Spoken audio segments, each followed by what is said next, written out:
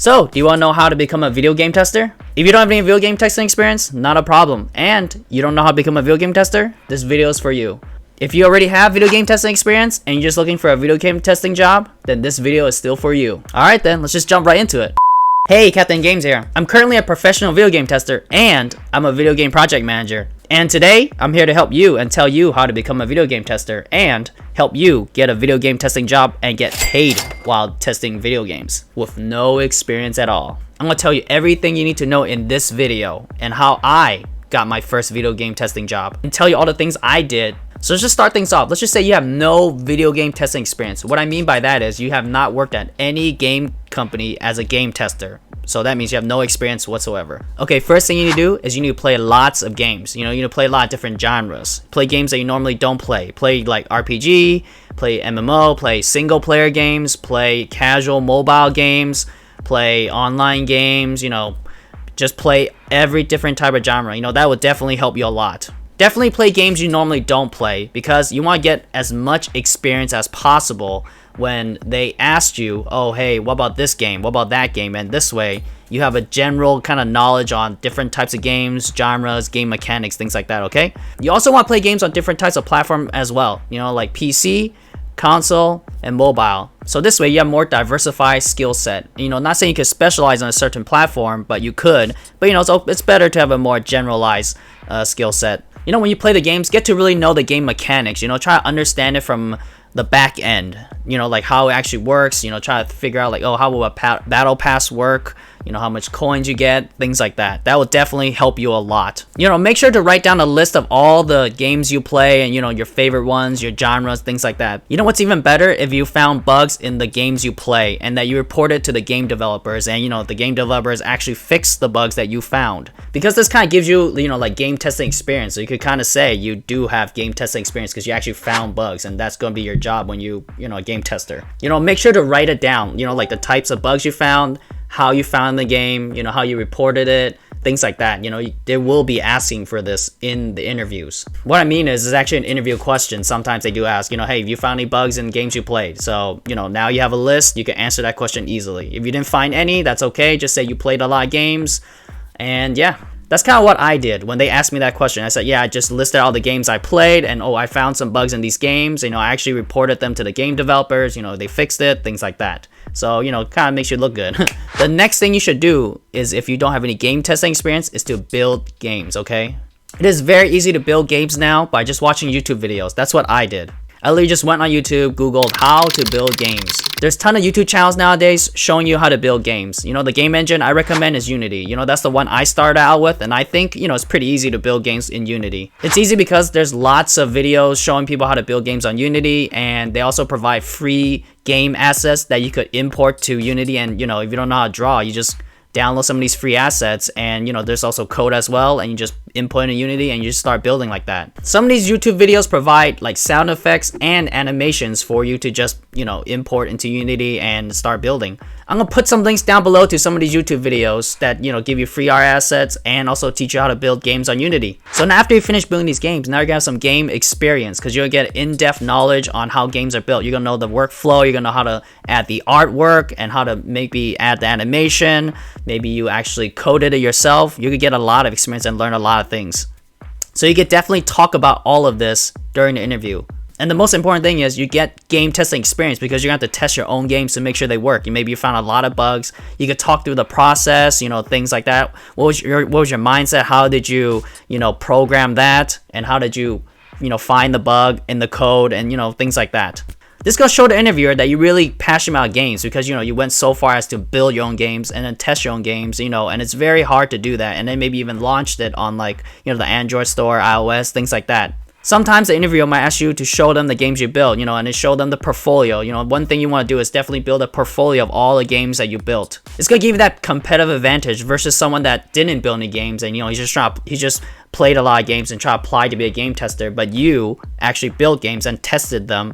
So, you have a more in-depth knowledge on, the back end, the front end, and everything. Okay, another very important thing to do is network. You want to network.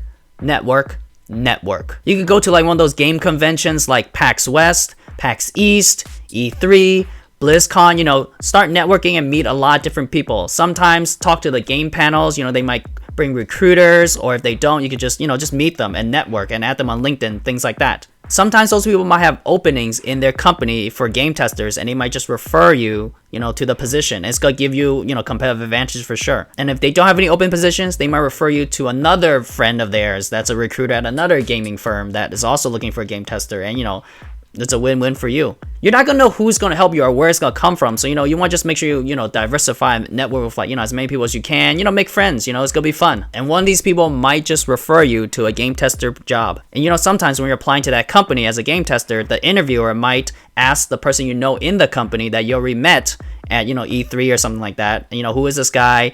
How'd you know him? Things like that. You know, that person might say a lot of good things about you, and that will definitely give you a competitive advantage over a lot of people that are applying. You know somebody's in the company. They will say good things about you, refer you, things like that. And that's going to give you a competitive advantage over a lot of people that's going to be applying for the same job. All right, now let's just go over a game tester job posting.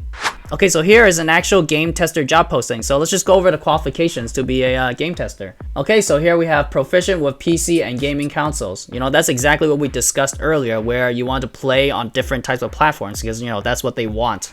Computer literacy, specifically on Microsoft Word, Outlook, database software. So, you know, you want to have the general base skills. You know, you want to use, you know, Microsoft Word, Google Sheet, things like that. So make sure you know, practice those as well, because you will definitely be, you know, using those tools while you work your game testing job. High school diploma equivalent. So in my opinion, I don't think, you know, you really need a high school diploma or anything like that to be a game tester, but you know, it wouldn't hurt to have a high school diploma for sure. And some people ask me, you know, what about college degree? I would say no, you don't really need a college degree as well.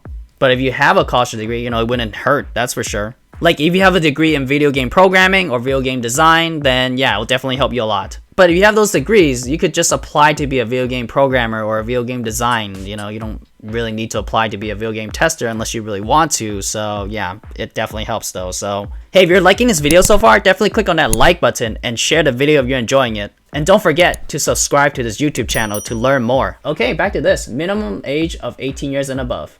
Oh yeah, so definitely make sure, you know, you're the legal working age in whatever country you're applying to be a game tester. I also saw on YouTube, some people are searching up how to be a game tester at the age of 13, and you know, you want to get paid to be a game tester at the age of 13. So I'm like, no, I don't know if that's possible. You have to be at least the legal working age in the country, you know, to be a game tester, you know. In the US, that's 18, and in Canada, it's what?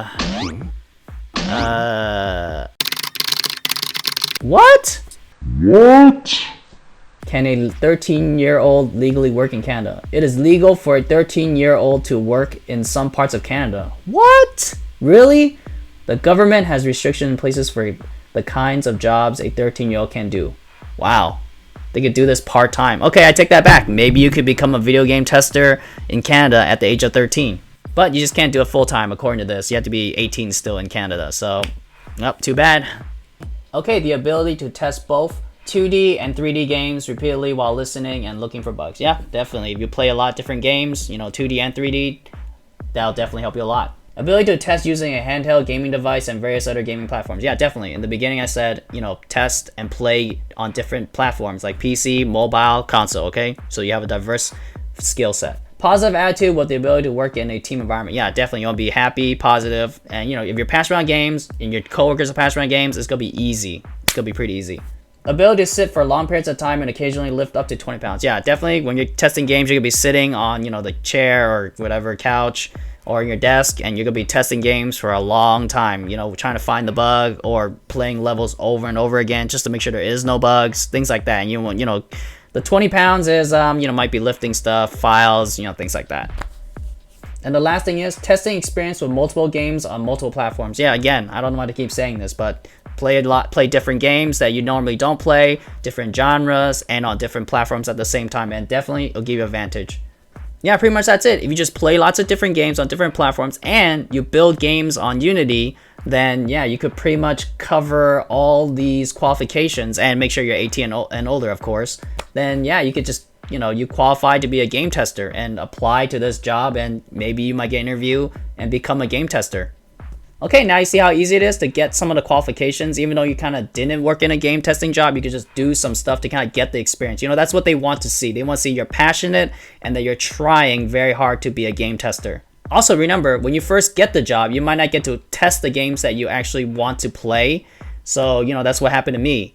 Yeah, so for me, when I first got the job, I was testing games I didn't really enjoy that much. But then after a while, they switched me to testing games I actually do enjoy, like RPG. And I was able to, you know, give myself all the maxed out gear in the game, you know, give me max gold and give myself God mode. And you just run around the game, testing the games, finding bugs, things like that. It was pretty fun. So just keep that in mind. And if you want to learn more, go ahead and check out this other video that I made on things you need to know before you apply to a game job, you know, is working in the game industry even for you.